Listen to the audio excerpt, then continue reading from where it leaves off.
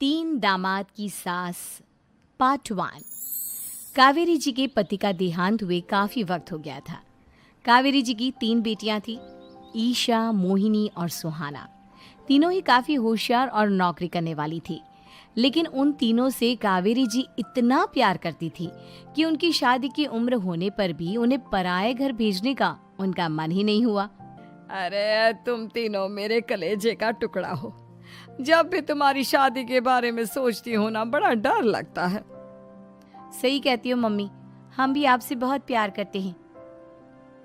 हाँ, mummy papa के जाने के बाद अब बिल्कुल अकेली हो गई हैं। और मम्मी, अगर हम तीनों शादी करके चले गए तो आपका ख्याल कौन रखेगा? लेकिन अपनी खुशी की वजह से मैं तुम तीनों को बिना शादी के भी तो नहीं देख सकती ना बेटा। समाज के हिसाब से देखे तो यह भी गलत होगा, और मैं ऐसा कुछ नहीं चाहती। लेकिन तुम तीनों से दूर होने के बारे में सोचती हूँ तो अजीब सा लगता है। लेकिन मम्मी, हम आपको इस तरह अकेला छोड़कर नहीं जा सकते। एक काम करते हैं मम्मी, शादी के बाद ना आप मेरे साथ मेरे ससुराल में चलना और मेरे साथ ही रहना। अच्छा, और तेरी सास मुझे रहने देगी तेरे ससुराल में? अरे बेटा, वहाँ ऐसा नहीं होता। बेटी की माँ कभी अपनी बेटी के ससुराल जाकर नहीं रह सकती। एक काम करते हैं माँ, आप ईशा और सुहानी की शादी कर दीजिए और मैं हमेशा आपका बेटा बनकर आपके साथ ही रहूंगी। मुझे नहीं करनी शादी। अरे मेरी बेटियां मुझसे कितना प्यार करती है, मेरी वजह से अपनी पूरी जिंदगी दांव पर लगाने को तैयार है। लेकिन मैंने ना इससे भी एक अच्छा उपाय सोचा है। क्या मम्मी? अगर आपके पास कोई सोल्यूशन है तो फिर क्यों परेशान हो आप? बताइए, क्या करना चाहती हैं आप? मैंने सोचा है कि अखबार में इश्तिहार देकर तुम तीनों के लिए 3 घर जमाई दामाद ढूंढ लूंगी। वैसे भी नौकरी तो तुम तीनों अच्छे से कर लेती हो, कमा भी अच्छा खासा लेती हो। कोई भी लड़का तैयार हो जाएगा तुमसे शादी करने के लिए। अरे मम्मी, ये हुई ना बात। इससे हमें आपसे दूर भी नहीं जाना पड़ेगा और आपको अकेला भी नहीं रहना पड़ेगा। हाँ मम्मी, ये बहुत अच्छा तरीका है। मैं तो कहती हूँ आज ही अखबार में ऐड निकलवा देते हैं। बिल्कुल, आज ऑफिस जाते वक्त मैं ये काम कर दूंगी। और कुछ ही दिनों के बाद कावेरी जी को 3 घर जमाई दामाद विवेक, सुमित और अविनाश मिल जाते हैं और वो उन तीनों लड़कों से अपनी तीनों बेटियों की शादी करवा देती है।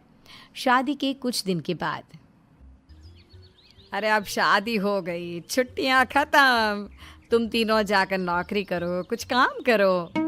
अरे मम्मी जी, कमाल करती हैं आप। अब घर जमाए इसलिए थोड़ी ना बनाए कि हम बाहर जाकर नौकरी करें। मम्मी जी, मेरा तो घर जमाई बनने का मकसद ही यही था कि कमाने वाली बीवी मिल जाए। बाहर जाकर काम करने से तो मेरा दिल घबराता है। घर का कोई काम है तो बता दीजिए मुझे। अगर ऐसी बात है तो शाम का खाना बनाओ। मेरी बेटियां नौकरी से थकी हारी आती है, अब नौकरी नहीं कर सकते तो कोई बात नहीं, घर का काम करो तुम लोग। मैं तो घर का काम करने में बहुत खुश हूँ, बस ये बाहर धूप में निकलना, रास्ते में जाना, नौकरी करना, ये सब मुझसे नहीं होता। बिल्कुल ठीक कह रहा है सुमित।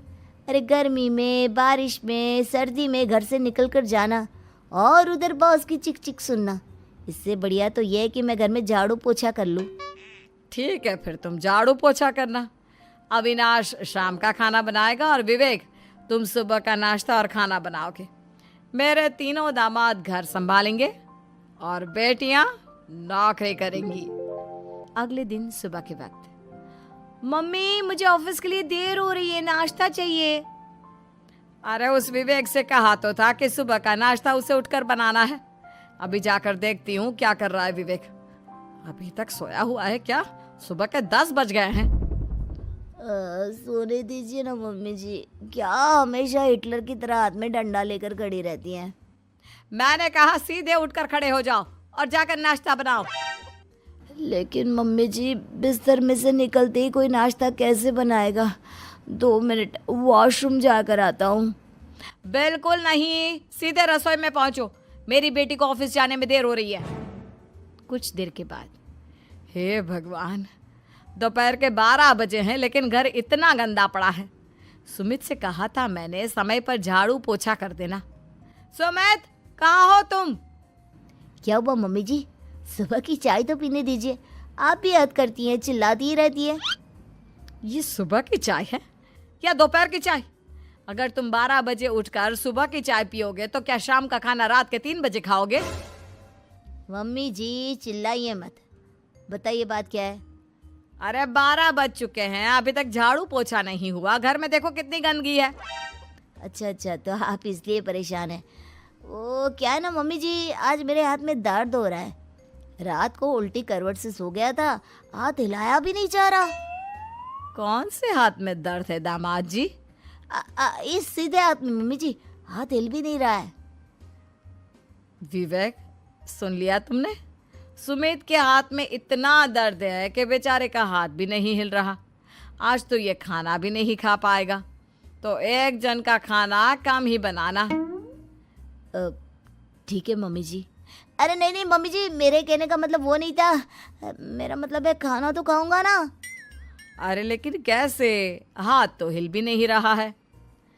अरे मम्मी जी, आपको ना किसी जेल में जेलर होना चाहिए था। बेकार में हमारी सास बनकर जिंदगी खराब कर रही हैं। अरे लगाता हूँ पोछा।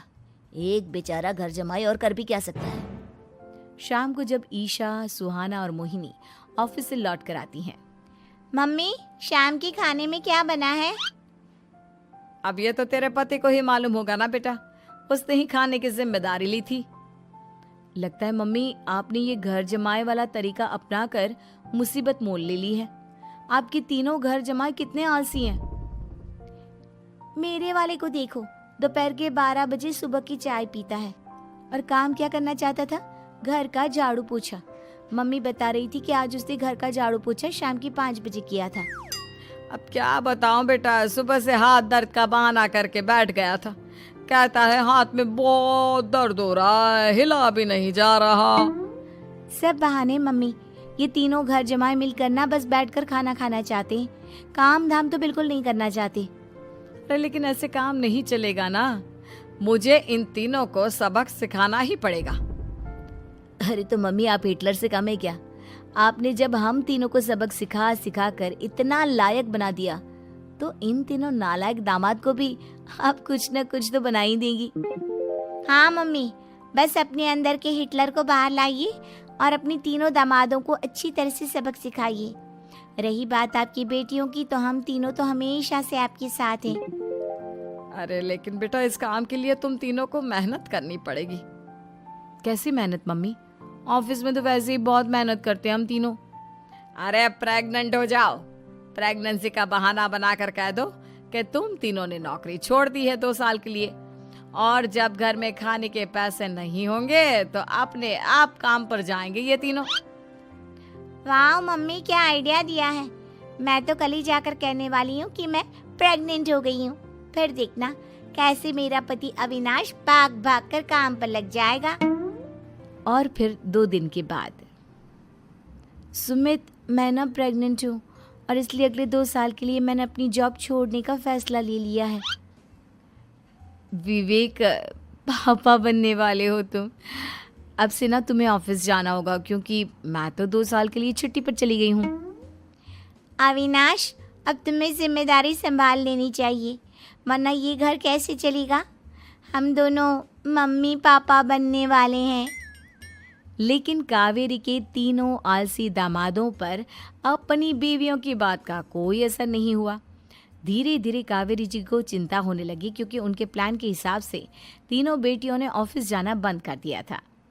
आखिर क्या तरीका अपनाएंगी कावेरी अपने आलसी दामादों को काम करना सिखाने के लिए? जानने के लिए सुनिए इस कहानी का पार्ट 2।